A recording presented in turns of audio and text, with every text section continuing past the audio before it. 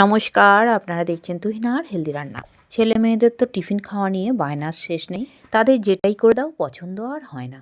তারা তারা সবসময় টেস্টি, স্পাইসি, নতুনত্ব কিছু খোঁজে। কিন্তু প্রত্যেক দিন চাউমিন, পাস্তা, এগরোল এগুলো খাওয়াও তো ঠিক নয়। কিন্তু ছেলেমেয়েরা শুনবে কেন?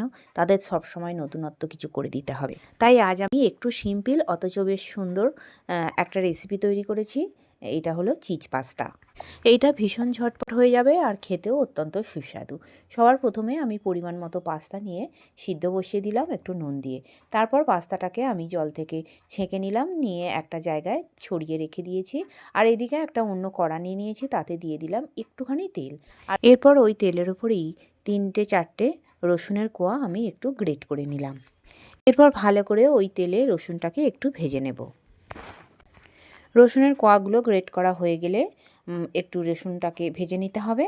আর এখন আমার এটা করা হয়ে গেছে, আমি এবার এটাকে ভেজে নেব।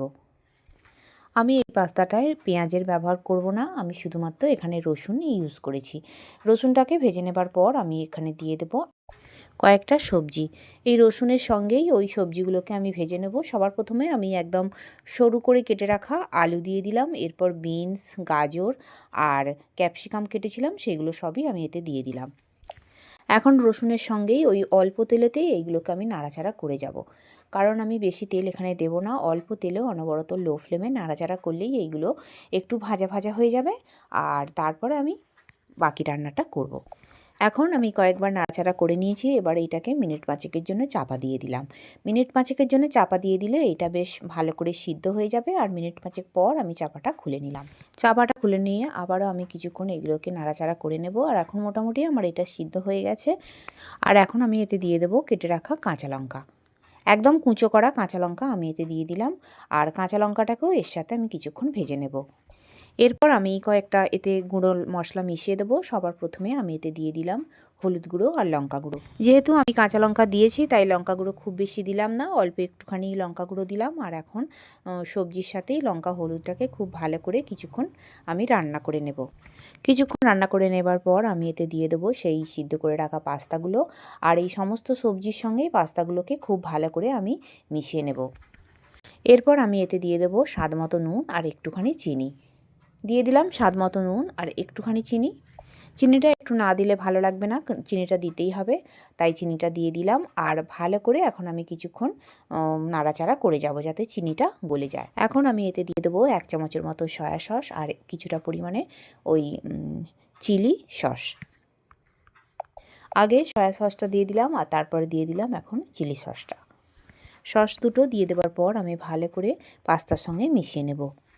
আর এই মেশানোটা খুব ভালো করে করতে হবে যাতে সসটা প্রত্যেক জায়গায় মিশে যায় আর চিনিটাও গলে যায়। আর আমি একটুখানি টেস্ট করে দেখেছিলাম, নুনটা একটু কম ছিল, তাই একটুখানি নুন দিয়ে দিলাম। আবারও ভালো করে আমি এগুলোকে মিশিয়ে নিচ্ছি।